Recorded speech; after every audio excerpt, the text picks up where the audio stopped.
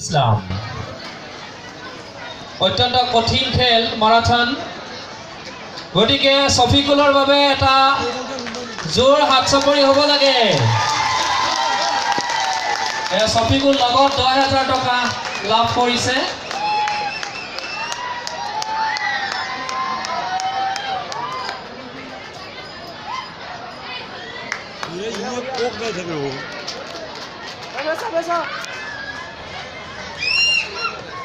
দ্বিতীয় নগদ 7,000 টকা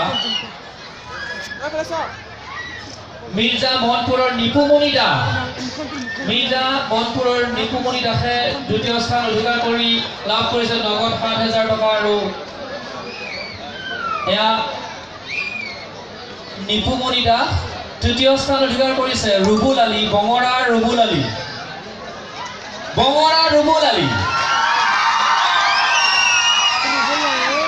আছে না জানো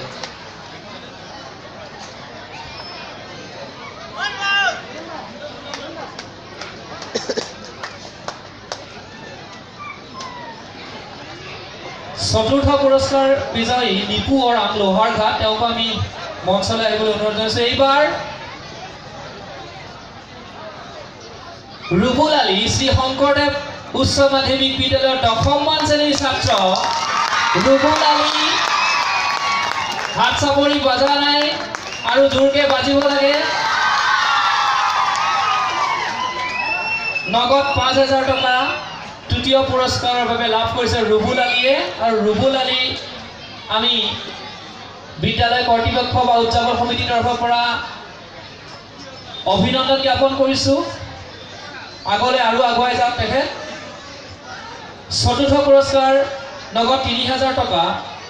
লাভ কৰিছে লোহাৰঘাটৰ নিপু ওৰাং